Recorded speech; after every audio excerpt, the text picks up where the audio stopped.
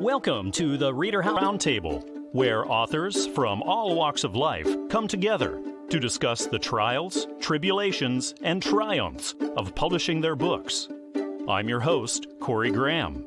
Join us here every Friday night at 8 p.m. or listen anytime via podcast at Spotify, Apple Podcasts, Stitcher, TuneIn, and PodServe, to name just a few. The Author Roundtable is sponsored by ReaderHouse Online Bookstore, where the independent new authors come first. Sitting down here beside me right now at the ReaderHouse Author Roundtable is author Scott Abramson M.D. Scott, welcome to the show. Thanks for being here. Thank you, Corey. I appreciate it. I appreciate you having me. Well, I appreciate your time. Scott, you have a new book. It's out in stores now. It's called Bedside Manners for Physicians and Everybody Else, What They Don't Teach in Medical School. So, Scott, what can readers expect here? Well, this is a book that comes out of 40-year experience of practicing medicine. I practiced with Kaiser Permanente, and it's about 40 years of listening to stories, really, listening to stories from my staff, from my colleagues, and mostly from patients. And I learned, so much from them and so much about communication with patients and with staff and with colleagues.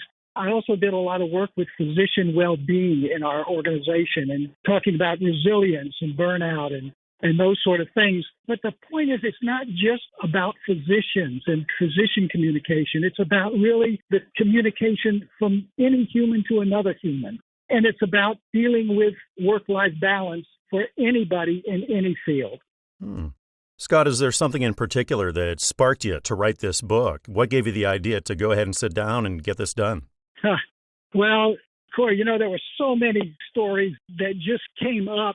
Things like this would happen all the time. Like, I'm a neurologist, so I saw a lot of people with memory issues, challenges, and so I would evaluate them for Alzheimer's or dementia and that sort of thing. So I see a lady and I do my test and my evaluation, and I'm thinking, man, I'm a top-notch neurologist. The way I handle this questionnaire and test her and examine her. And I thought everything went fine. It was great. And a few hours later, she calls my nurse and says, I'd like to see a new doctor. She says, your Dr. Abramson may be a good doctor, and he seems to be smart because there's all these diplomas on his wall, but I do not like him. She says, he gave me these tests, and he told me to remember 3 things and do some math and draw a clock. And she said, I know I got some things right, but he never said once that I was doing okay. He never gave me a compliment, And when I heard that, I said, this is such a divergence in communication. I think I'm doing great, but in reality, I'm doing lousy. I remember there's a quote by George Bernard Shaw. He says, the biggest problem with communication is the illusion that it has taken place. And I think that happens with a lot of physicians and a lot of clinicians and a lot of people in any walk of life. And so I realized then that she was right. I mean, I should have said something nice. I should have given her a compliment as she was doing this, because even people that are memory impaired, they know the value of a compliment. So things like that would happen, and I would and I would see what would happen in my communication, in communication of my colleagues, and what patients would tell me, and all these things sort of accumulated. And every month, I would write an article for our 10,000 group physician about these issues. But what sparked it, Corey, was incidents like this that happened all the time that showed lack of communication and the illusion that we think it took place. When it came to the publishing side of things, getting things formatted, deciding what the book is actually going to look like, what was the most challenging part about that? Oh, boy, it was always a challenge, with the editing. The editors would... Boy, I didn't realize how bad my grammar was and punctuation was, and they just laid it on me. My 5th grade teacher, Miss Dean, would be furious at me for all those mistakes. I guess that was probably one of the biggest challenges. Do you think you'll be publishing more in the future now?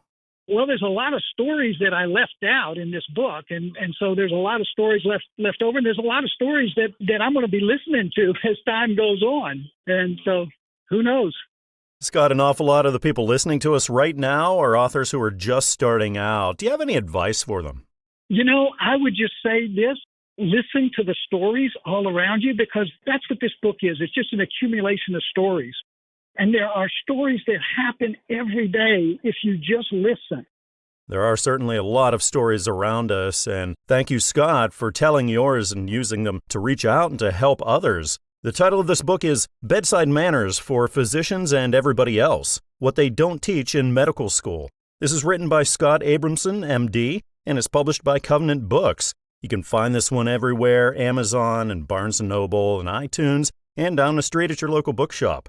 Well, Scott, thank you again for joining me tonight and telling me about bedside manners for physicians and everybody else. I really enjoyed our time together. Thank you. I appreciate it, Corey. Thank you for calling. The Resurrection of Matthew. It's a new book. It just hit store shelves, and it's written by Thomas Jerke. Thomas is right here, and we're going to chat all about it. Thomas, welcome to the ReaderHouse Author Roundtable. Really appreciate you being here. Well, thank you, and thank you for inviting me. Well, it's my pleasure. Thomas, can you tell me what readers are in store for with The Resurrection of Matthew? Well, The Resurrection of Matthew is the story of a young man in his early 30s who is enjoying the, quote, good life, but he's finding his happiness through alcohol and drugs and relationships with women. As he goes on through his process of living, things tend to get darker and darker and more serious as far as his addictions are concerned, and starting to affect his ability to really enjoy his life and be productive. The book tells his story initially of the darkness that he goes through, and then he has some warnings that he comes across in the process of living his daily life that makes him realize that he is out of control and he needs help, but he doesn't know how to get that help. And he has never had God in his life. He has never wanted God in his life. Through different circumstances and people that he meets, he finally finds some avenues to try to seek help and does find some improvement. But the real issue is that he's going to need a miracle in his life to be able to pull out of his darkness. And the question is, will that miracle come his way? And if so, by what form? To find the answer, you have to read the book. Thomas, to me, I think this is a lifestyle, maybe a situation that so many people find themselves in nowadays. But I think this is great that you've written it, and I assume that there's a beacon of hope at the end of all this. There is, yes. There is definitely a beacon of hope. And for the ladies out there, there's some nice romance in the book. And the story definitely takes a turn, but of course, I don't want to give it away. Absolutely. Thomas, where did the idea for this story come from? That's an interesting story in itself. I had written 3 previous books, which were autobiographical, and then I decided I wanted to write a novel. And so I sat down with pencil and pad and came up with absolutely nothing, and became very frustrated. Matter of fact, I was about to give it up. And this actually happened one night in my deep sleep. I suddenly found myself wide awake sitting up in bed, and it was like this story was playing out in front of me of what this novel, what the book should be. And the next morning I got up and I got my pad and pencil and said a prayer for the Lord to guide me through the story and what he wanted me to say. And I just started writing and basically didn't stop until it was finished. Yeah, it sounds like it was just meant to be. It was just a story that needed to be told. I believe that very sincerely, and I believe that the story was given to me. I didn't really create it myself, in a sense. And Thomas, you're an experienced author. What advice would you have to those listening who aren't as experienced, don't even have a book out there at all yet? Well, I think, the first advice is come up with a story you want to tell. And that can take many different styles, types. It can be, again, autobiographical, as my first books were, or it can be a children's story, whatever it is. But come up with a story and put pen in hand and just sit down and start writing the story and just developing what it is you want to communicate to people. And the most important thing is stick with it and get support. I think that's very important. I have several friends that I call upon to help me as I go through the process with my book, and that's very important to get feedback and suggestions from others. Absolutely. There's nothing like being able to hold the product of all your efforts. Thomas, what was it like for you whenever you get that first hard copy in and get to hold it and look at that thing that you spent all that time and effort to create? Well, it's a wonderful feeling, and of course, the main thing is that a feeling of accomplishment, and that your efforts have paid off. And then being able to share it with readers, with people, is just it's a great feeling of accomplishment. Well, I know a lot of people are really going to be into this novel. I encourage my listeners to check it out. The title is The Resurrection of Matthew. It's written by Thomas Jerke. It's published by Christian Faith Publishing. Pick this one up everywhere, like on Amazon and Barnes & Noble and iTunes and traditional brick-and-mortar stores. Thomas, thank you again for joining me here tonight and telling me all about the resurrection of Matthew and everything you got coming up. I hope we get to talk again soon. I hope so, too. Thank you, Corey. It's wonderful right now here at the ReaderHouse Author Roundtable. I'm joined by author Angel Scere. Angel, welcome to the show. Thank you for joining me. Corey, thank you so much for having me today. It's my pleasure. It's great you have a new book. It just hit stores. It's titled Miracle in the Carton. Can you tell me what this is all about, Angel? Miracle in the Carton is my life story, everything that I've been through, being abandoned by my mother and, with my father sending me to my grandmother in the village and just living the village life with my grandmother having no means to take care of me. With us going through making farm and, just living a village life and having no means of providing anything for me. And I had to go through a lot of different, pains and difficulty. She never had the time to even send me to school. I didn't have the time to start school early because my grandmother couldn't afford it. That's what Miracle in the Carton Box is about. And it's also about just giving hope to people who are going through the same thing that I've been through. Because it's a sad story to see a child who had to go through all these things, from the village. And her mother abandoned her in a cartoon, just left the cartoon to her father door while he was not around. Something could happen to me. And I was able to survive all of that and have the opportunity to come in this country. So it's just about everything else that I've been through. Wow, Angel, what an amazing story. The village was in West Africa that you were talking about, and it's so important, I think, especially for us Americans, that we understand that these kind of things, this way of life goes on in other countries, and why it's so important that we welcome others. Yeah, thank you. So what gave you the inspiration to write your story, Angel? Why did you write this book for the world?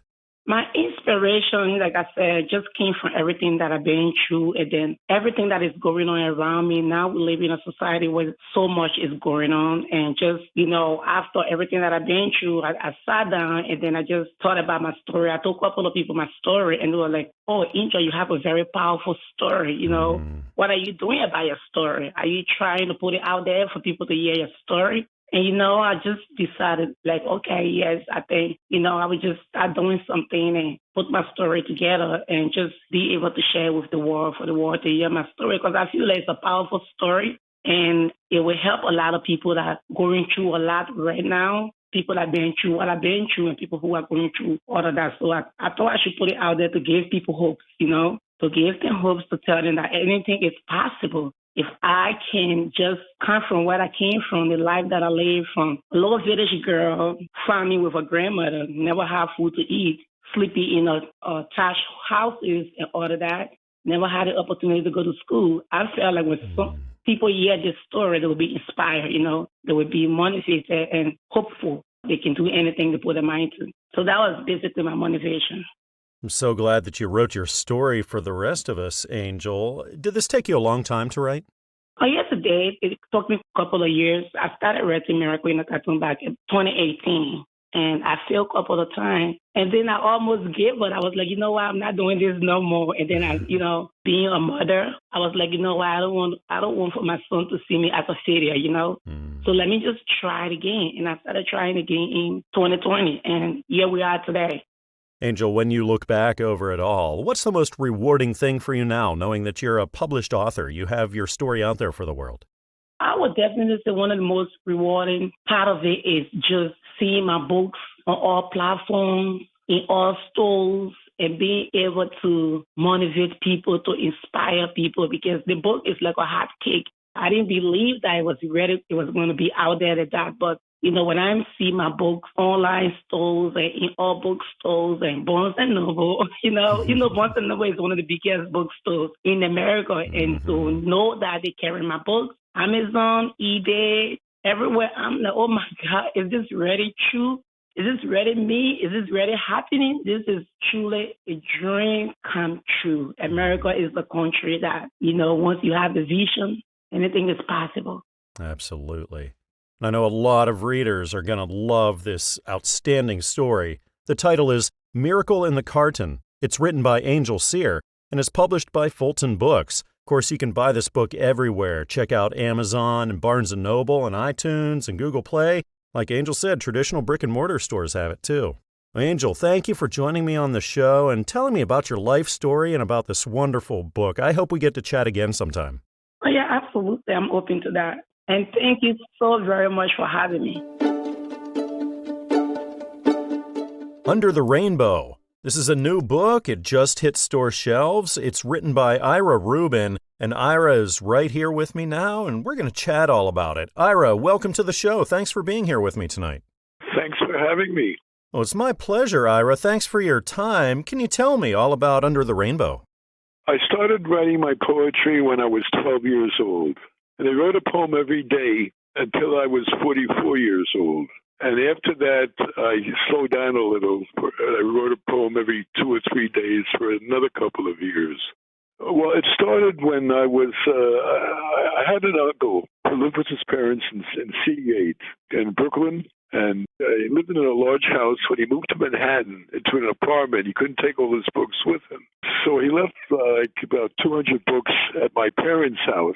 We had a finished attic with a number of bookshelves, built-in bookshelves, and I read a number of the books that he left. And one of them was a book on Turkish poetry. And what fascinated me is that I noticed that if you change the meaning of one word in a sentence, it changes the meaning of the complete sentence.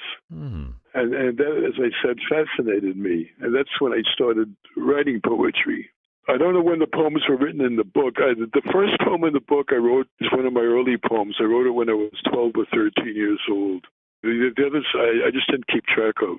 What sorts of readers do you think would be into your poetry, Ira? I worked at Columbia University for 33 years. And almost every year I heard a co-ed say, whatever happened to rhyme poetry? So apparently there are people who miss that. And I did too. I haven't read poetry in many years because I don't understand today's poetry. It sounds like either a stream of consciousness with taking words at random and gluing them together, or laundry lists. And I wish somebody would explain it to me so I could enjoy them too. Well, prior to Under the Rainbow, have you been published before? No, I haven't. When you got the first physical copy of Under the Rainbow in after you'd worked on putting it all together all that time, Ira, what was that moment like for you? It had to have been a special one. No, I didn't feel any different than I did before. I mean, I wasn't euphoric or anything. I just accepted it, that's all. What are the chances that we'll be seeing more books from you in the future? Yes, I started writing again. But it's going very slowly because at my age, my priorities change. So it's not at the top of my list anymore. When it comes to publishing a book and doing everything that's required to get your book out there, do you have any advice for people who are just about to embark on that journey for the first time? Oh, boy. There's a lot to know technically about poetry. If you got a good book on prosody, it might help. If you have a good ear, you can forget all the rules, For example, Emily Dickinson mostly used slant rhyme. They weren't actual rhymes, but it sounded good to her ear. That's what I think would-be poets should be judged by. However, I think if a poet knows something about the technical side, he would, in my opinion, he or she would be a better poet. I mean, there are only 4 meters used in English poetry: the iamb, trochee, anapest, and dactyl. So that's easy to master, but you should know what meters to use with what type of poems. You should be familiar with the fixed forms, especially the French fixed forms. You should know how to vary the caesura. You should know where to break a line if it's carried over to another line. Then there's distributed stress and other things too. But as I say, if you have a good ear and you're happy with what you're writing, then it doesn't matter what other people think. Well, I think a lot of my listeners are really going to be into your book, Ira, and I encourage my listeners to check it out. It's titled Under the Rainbow. This is written by Ira Rubin, and it's published by Newman Springs Publishing. You can find this book everywhere, of course, on Amazon and at Barnes & Noble and iTunes, and also at traditional brick-and-mortar stores. Ira, thank you again for joining me here at the show tonight and telling me all about your poetry and about Under the Rainbow. I had a really nice time talking with you. thank you for talking with me, and have a great evening. Sitting down with me right now here at the ReaderHouse Author Roundtable is author Stephen G. Kautner. Stephen, thanks for joining me here today. Thank you very much. I appreciate the offer.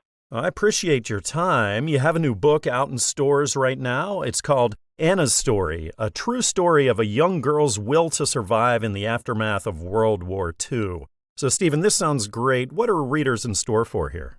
Well, this is a story about a period of history that very few people know about. It actually takes place after World War II ended. And what sparked the idea for this? What gave you the idea to write this story? Well, it was my mother's idea. Actually, I gave her the idea of writing the story. She told me about her childhood when I was in my early 20s. And I had no idea that she had gone through what she did. And I told her at that time that she should write a book. From that time, she started collecting all her memoirs and pictures and articles and amassed a huge amount of data. And she had someone else write the story for her, but she was not happy with the way it was turning out. And somewhere along the way, she had this idea that I could write the story for her. Who better could write the story but her own son, right? So she gave me all her memoirs and the whole stack. It must have been a foot high of information that she passed to me. And I sat on it for probably 10 years, and I just didn't know what to do with it. I'd never written a book, and I just didn't know how to start. All of a sudden, one winter when it was raining, I live in Washington State. When it was raining constantly, I sat down at my computer and I started writing this story, and I did not stop for 4 months straight. I was at the computer almost 24 hours. I'd hardly slept at all. I was just hammering this thing out, and to my amazement, it turned out pretty good. What was that moment like for you, Stephen, when you got that first hard copy in? You got to hold this thing that you've been working on for so long. That was the icing on the cake. That was the best part of the whole thing, was to actually bring this thing to fruition. And I did it before my mother passed away. That was the one thing I worried about, was that, she's in her upper 80s, almost 90 now, and I was afraid that I wouldn't make it before she passed away. But I did make it, and she got all her books, and she's very happy. Well, that's fantastic. It sure can be a learning experience doing that for the first time, Stephen. So what advice would you have for those listening out there who are the aspiring authors looking to get their first book out there? Can you give them any advice? Well, the only advice I can give them is to wait till the time is right. I kind of knew in my heart that eventually the time would be right to write the story, and it did come around. And so just not stress out, that you had to write the story, but just wait until it came to you naturally. You said once you started sitting down and writing this thing, you didn't want to get up until it was finished. You were writing a lot. Did you ever hit anything like writer's block, or maybe some times when the writing got challenging, you didn't know what to write next, and then how did you get through those? Well, there were always times like that, but they didn't last very long because I was pretty charged up about getting it done once I started. I didn't really have any writer's blocks, not during the process of writing the story. It was after I finished and I submitted the manuscript to the publisher. It was after that time that I started having writer's block about certain aspects that I had to change in the story. What an important story you've told here. I know a lot of readers are really going to like this. It's called Anna's Story, a true story of a young girl's will to survive in the aftermath of World War II. This is written by Stephen G. Kautner and is published by Newman Springs Publishing. Of course, you can get this one everywhere like Amazon and Barnes & Noble and iTunes and traditional brick-and-mortar stores. Stephen, it was really great having you on the show today. Thank you so much for telling me about your book and about your mother's life. I hope we get to talk again sometime.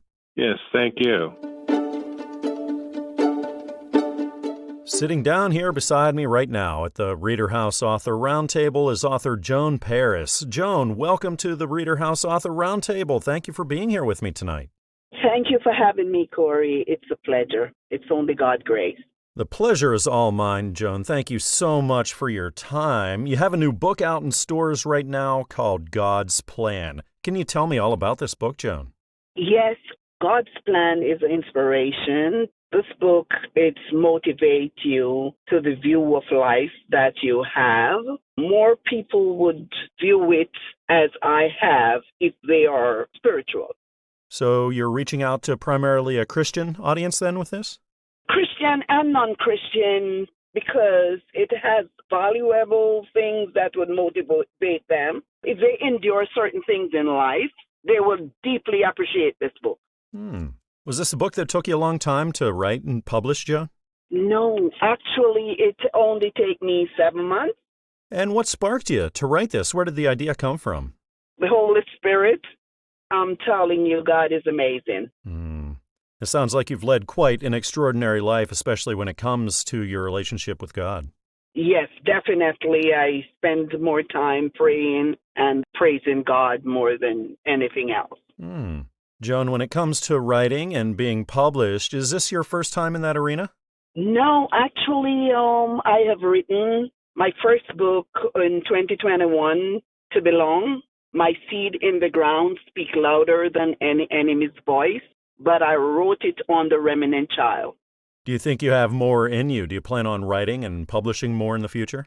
Yes, I have started several books, 2 more, actually. So I have that on the table right now.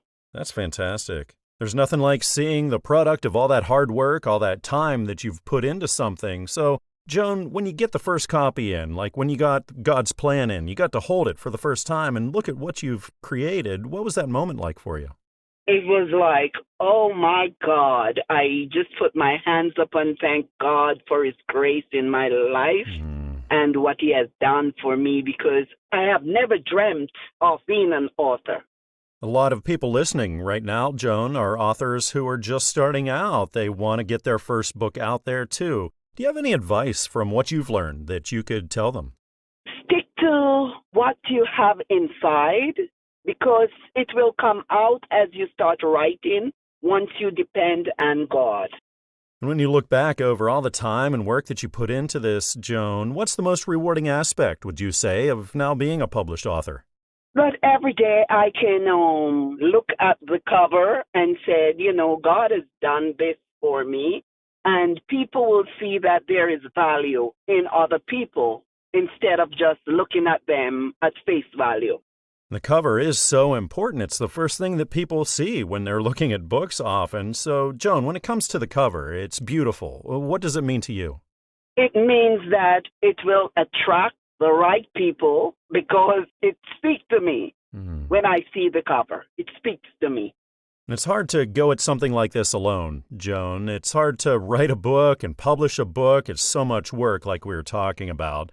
Are there people that you have in your life who knew that you were writing this, knew that you were taking a big project like this on? They could be there to maybe be inspirational or motivational for you. My spiritual father, Alf Lukau, he has been inspiration for me to write. He said, try to do something for yourself. There is something in everyone that need to give birth to. And I took it and I ran with it. Sometimes for a lot of us writers, it's not always easy. Sometimes you get writer's block, or sometimes you just don't have the ideas for where to take your book next. Joan, do you deal with those sorts of challenges? And if you do, how do you get through them? Actually, I do sometimes, and I just put the book aside, put the writing aside, and start praying and meditating, and just block out everything else. And then it starts flowing freely. Writing starts come like nothing. I know a lot of readers are going to find a lot of hope and a lot of inspiration in this book. The title is God's Plan. This is written by Joan Parris, and it's published by Christian Faith Publishing. You can find this book everywhere, like at Amazon and Barnes & Noble and iTunes, and down the street at your local bookshop. Well, Joan, it's been wonderful having you on the show and talking with you today. Thank you again for being here. It's a pleasure being here, and thank you for having me. The Greatest Show on Earth. It's the new book. It's in stores right now, and it's written by Silas Weir. I'm really happy that Silas is sitting right here with me now, and we're going to chat all about it. Silas, welcome to the show. Thank you for joining me here tonight.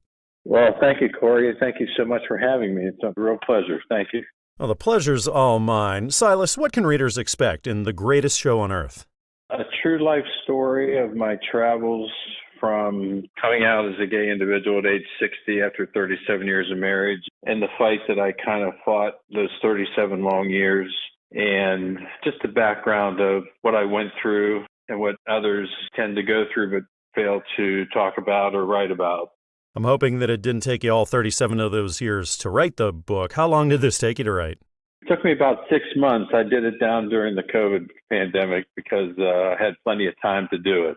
Was this the first time you've written a book or been published? Yeah, this is my first one. I just knew I had to put a pen to paper, and I knew I had to get this story out. So this is my first published novel, yes. Well, congratulations. Such a huge thing. Thank you. It takes a lot of time and a lot of work. What advice would you have to people who are aspiring authors as well? They want to get their first book out there. It's not easy, for sure. It's not, but if you have a story to tell, just start writing notes down and start thinking about the travels that you've had, the troubles that you've been through, and the mountains you're about to climb. It was my best therapy, my absolute best therapy. Silas, what kinds of readers do you think would really be into this book? Was it primarily like an LGBTQ kind of thing? Yes, it was. Plus, I want to reach out to the millions of men and women that are pretty much going through the same thing that I went through. I just want to let them know that they're important and that there's a great life to live, and to put your real true self out there and not hide behind the curtain. That's kind of like the cover of the book. I wanted it to be like, don't hide behind the curtain, step out on the stage and be your honest, true self. I can only imagine that moment when you got the first hard copy in of this, Silas, after all that time, and it wasn't an easy book for you to write, I could gather. So what was the moment like when you got to hold this first one in your hands? Well, I got goosebumps at first, and I was a big smile on my face, and I just couldn't believe that I actually accomplished this task. And it was something I had always dreamed about doing, but I just never really put the pen to paper. It was a very satisfying experience, very rewarding. Do you think you have another book in you, Silas? Do you think you'll do it again? Well, I'm thinking about doing a prequel. I've got some notes down right now, and I've been talking to a lot of my friends and family, and they feel that I've got one in me. So I kind of go along with that. So I think something is going to come out and about, but I can't put a timeline on it yet. But I look forward to getting it down there. It's hard to go at this kind of thing alone, Silas. Did you have anybody in your life who knew you were doing this and they could be there to maybe encourage you and back you up along the way?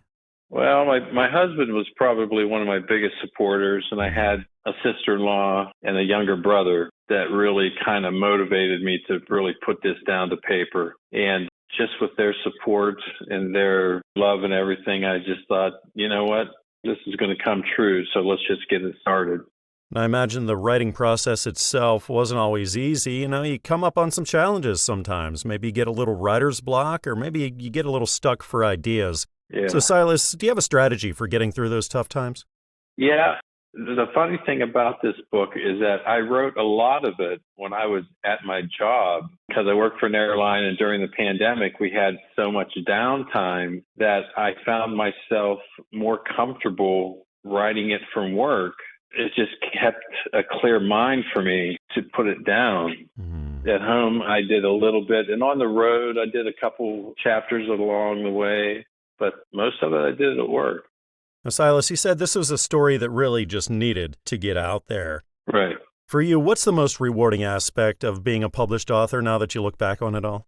Well, I just feel accomplished, and I just feel like I put out a guideline or a story that so many can connect with that are stuck in the same situation that I was. And that was the basis of the story. I wanted to get my therapy down. I wanted others to feel okay about the way they feel and the way they, how they live their lives, and to let them know that there is light at the end of the tunnel, to not be afraid to be yourself and step forward. Well, this book has an important message, and I know a lot of people are going to find hope and encouragement in it. It's called The Greatest Show on Earth. It's written by Silas Weir and is published by Fulton Books. You can grab this one up everywhere, like at Amazon and Barnes & Noble and iTunes and Google Play and traditional brick-and-mortar stores. Well, Silas, thank you again for joining me here and telling me about your work. I had a really nice time chatting with you. Well, I really appreciate it, Corey, and thank you so much for having me. It's been a real pleasure. Author Scere Fortner is joining me here right now at the ReaderHouse Author Roundtable, and her new book is part of the Forever series. It's titled Forever Fallen, Book 1, a Knack Trilogy. We're going to talk all about it right now. Scere, thank you for joining me tonight. Thank you for inviting me. Well, it's my pleasure. Scere, what are readers in store for in Forever Fallen? Well, a little romance, some action, some history, several things. And what's the story that you tell? Well, one rainy weekend, I was intrigued by an article I read about the book of Enoch. In Genesis 5:24, it says that Enoch walked with God and was not, for God took him. I was interested enough to find the book of Enoch online and begin reading. And according to the book of Enoch, Enoch knew the fallen angels by name and told of their deeds on earth. Enoch also went into great detail about the race of the giants. Enoch says the angels, Gabriel, Uriel, Michael, and Raphael, went before God and told God that the giants consumed all of men's goods and then began to kill men and drink their blood. God, very exciting book, by the way. Wow. God said he would turn the hearts of the giants against one another so they would kill each other off. I began to think perhaps there was one left standing and that perhaps he was good like his human mother and not a monster like the other giants. That is where the protagonist, in my imagination of my story, Zell, was born. Forever Fallen is set in the suburb of Atlanta where my heroine Annie is a high school senior. And she is living a nightmare. She's experiencing premonitions that something dark and sinister stalks her. When a handsome new student, Zell Star, shows an interest in her, Annie instantly has a foreboding that something's not quite right with him. She's torn between an instant attraction and the feeling that he's dangerous. Annie wonders if he is the root of her nightmares and premonitions. When Annie is attacked one evening in the parking lot of school, it begins a chain of events that leads her to believe she has a destiny that will one day change the world. She becomes torn between her feelings for Zell and her suspicions that he may be behind these heinous attacks. Annie and her friends are swept up into a war that is as ancient as time as monsters of the dark pursue her and the Magnificent One protects her. Wow, sounds like quite a story, Scere. What kind of readers do you think would be into this? Well, actually, that weekend, I started jotting down a few pages of my story. And I was actually teaching writing in English in middle school at that time. So on Friday, I took my pages in and I read them to my students. And they were enamored and wanted more. It was about the time that Twilight had come out, and it was all the rage. And there was not many other books like that. So they just kept after me to write more and more. So I did. But that being said, that I actually wrote it for my middle and high school students. It really transcends age barriers, and some of my most ardent fans are adult women. As one woman in a review put it, it's a clean romance story with no explicit sex, but the romance side doesn't suffer a bit from its absence. Scere, I know this is a series, so how far out do you have these planned or written so far? Well, I've got books 1 and 2. Forever Fallen and Forever Girl is the second book, and then I'm currently working on the third book. It'll be Forever Something. Yet untitled, though. Prior to Forever Fallen, had you ever written or published before? No, I haven't. I just taught students how to do it. So I finally tried it on my own. Scere, a lot of our listeners are authors who are just starting out. They haven't got a book out there, but they're looking to do it. What advice could you offer them? Do not give up. Writing is work. Keep at it. Make notes. I have ideas all the time, yet I forget half of them if I don't write them down. I have ideas for many other books written down or in my phone, whatever's close when an idea occurs. But the number one thing I could tell them is just to keep working at it, reread your writing and make changes, embellish, give great details. That would be my advice. That's good advice. I know a lot of people are really going to be into this book and ought to check it out. The title is Forever Fallen, Book 1, a Knack Trilogy. The series is the Forever series, and this is written by Scere Fortner. You can find this everywhere like Amazon, Barnes & Noble, and iTunes, and this is published by Covenant Books. Well, Scere, I really appreciate you coming on the show here today and telling me all about your work. I hope we can do this again sometime. I do, too. I hope we have one on my second book, too. There's a gutsy new book out in stores right now written by Charles Kluxen. And the title is just that, Gutsy. I'm really happy that Charles is right here with me now at the ReaderHouse Author Roundtable, and we're going to chat all about it. Charles, welcome to the show. Thanks for being here with me. Thanks for having me. It's my pleasure. Can you tell me all about Gutsy? What are readers in store for here? Well, the readers are in store for quite a bumpy ride. It's a cute little story. It's about a young cub who takes on an evil villainous professor, and he finds that he's building something. It's a machine, and he's very concerned. So he takes it upon himself to find out all about what this professor's doing and so on and so forth. And one thing leads to another, and, well, the readers are just going to have to find out what happens. And what kinds of readers did you write Gutsy for? Basically, it's for all readers. I mean, I wanted it to be a children's story between the ages of 2 to 12, but I've had adults reading it, and the reviews from them have been quite exceptional. They love it. Now, can you tell me about how this book came about? What sparked you to write the story and then publish it? Actually, it came to me in a dream. I had this really weird dream, and I can remember every detail. I'm like, I could turn this into a book. I'm like, I think I'm going to do just that. But I'm like, I could either turn it to a horror story or I thought I'd turn it into a children's book. And I'm like, so I went with the latter. Now, once you got the idea to start the book, did the whole thing take a long time until you got it actually published? Well, after I got it written, it took me about 2.5 months to write, but it took me 4 years to publish. I didn't have the fundage. I wasn't working at the time, and I was basically saving up, doing what I can to, doing odd jobs, and eventually got it started. So 4 long years in the making. Wow. Is this the first time you've ever done that then? Is this the first time you've ever written or published? Absolutely. Absolutely. And I'm super excited about it. Yeah, you should be. It's a big deal to get something like that done. Charles, what would you say was the most challenging part of the whole thing for you? I did run into a few bumpy roads. I had writer's block on certain parts, so I consulted with my wife, and I told her, I'm like, well, this is what's going on. How can we go about work this into it? And so she's been a big help into the book as well. After all that time, when you finally got that first physical copy in, Charles, you got to hold it, look at it for the first time. What was that moment like for you? Oh, I was ecstatic, absolutely ecstatic. And there's a story behind that. My son told me that I had a box in the living room. I'm like, okay, I didn't order anything. So I'm like, so what could this be?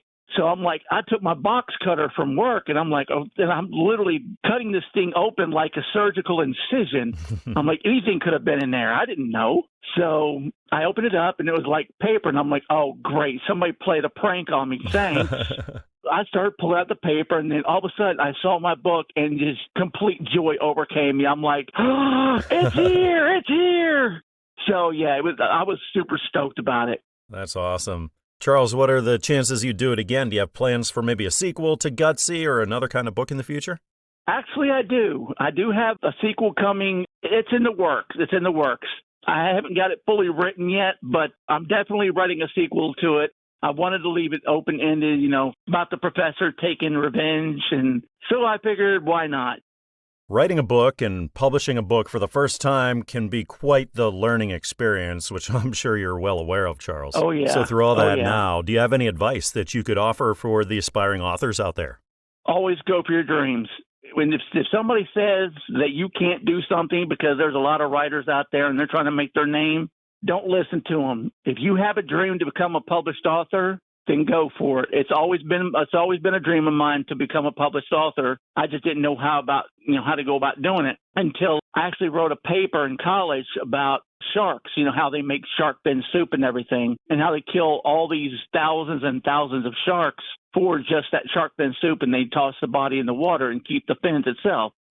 I mean, ever since I got that good grade on the paper, I'm like, this is what I want to do. I want to write. So that's when Gutsy started coming about, and I got it in the works.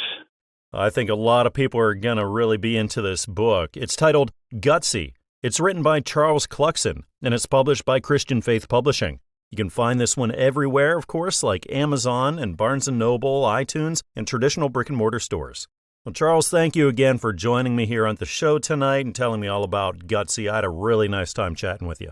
Same here. It's good to hear from you. The Rough Side of the Mountain.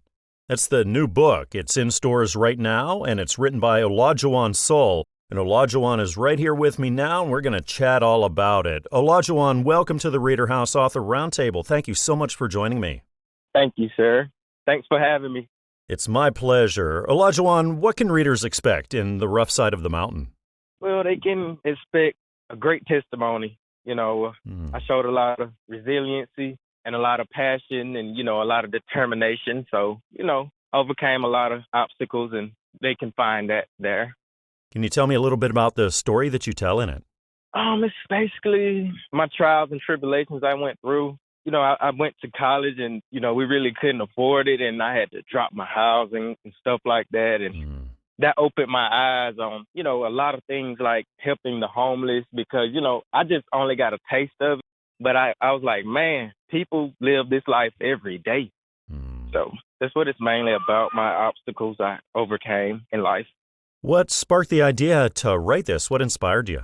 To be honest, I was just trying, and I was like, okay, I'm good at writing essays and stuff. I said, you know what? Hey, man, see if you can write a book. And I just stayed with it, and I did it, So that's what really inspired me, like just trying something new. Was it a long process to write and then get published? Yes, sir, because it took me like 2 years. Because, I was so caught up in life. And, when writing a book, you have to be focused. And I wasn't. Would you say that's the most challenging thing about the whole thing, just staying focused and staying on task with it? Yes, sir. That's the most challenging thing because, a lot of stuff happen in life and you get thrown off course. What was it like then after those 2 years, all the work that you put into this, and you finally got the first hard copy and got to hold it and look at it for the first time? Olajuwon, what was that moment like? Oh, man, it was amazing. I was like, man, I really just wrote a book and got it published. That's something where I'm from, it's not common. Like, nobody's ever did it, and I was the first person to do it, so it's like, man, you're different. Do you think you would do it again? Do you have plans to maybe write another and publish more?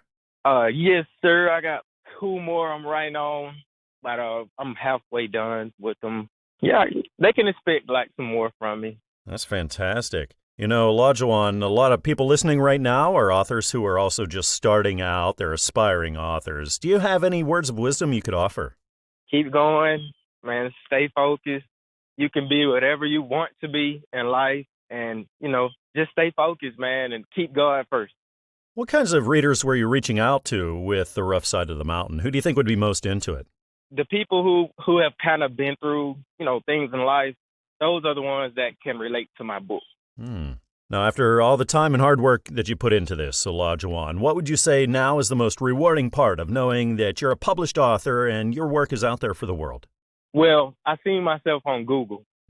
My book and everything, just pulling up my book and knowing that it's selling, that was rewarding to me. Like, man, you really did it, Did you ever encounter challenges while you were writing this? Maybe writer's block. You just have no idea what to write, or you didn't have the ideas for where to go next. How do you get through stuff like that? Well, it was easier this time because I had actually been through some of that. So, it was easy for me to just keep writing. And how do I get through stuff like that? Or I take a break, man. I have to stop, maybe come back a couple days later or, a month later and come up with a new idea and just put it on the paper, When you were writing The Rough Side of the Mountain, Olajuwon, did you find yourself doing it in a routine, maybe first thing in the morning or maybe at night? Or did you find yourself writing whenever you had the time or ideas? I really found myself doing it when I was just like, okay, you know what? I'm about to start writing. Okay, let me get everything out the way and just start writing. Finish this book. That was just my main focus. We got to get it finished. I know a lot of readers are going to get a lot out of this book, and you ought to check it out. The title is The Rough Side of the Mountain. It's written by Olajuwon Sol, and it's published by Christian Faith Publishing. Of course, you can get this everywhere, like at Amazon and Barnes & Noble, iTunes, and traditional brick-and-mortar stores. Olajuwon, thank you again for joining me here at the show and telling me all about your work. I hope we can talk again soon. Yes, sir. Thank you. We hope you enjoyed this edition of the ReaderHouse Author Roundtable, where authors from all walks of life come together to discuss the trials, tribulations, and triumphs of publishing their books. We hope to see you back here every Friday night at 8 p.m. or listen anytime via podcast at Spotify, Apple Podcasts, Stitcher, TuneIn, and PodServe, to name just a few. The Author Roundtable is sponsored by ReaderHouse Online Bookstore, where independent new authors come first.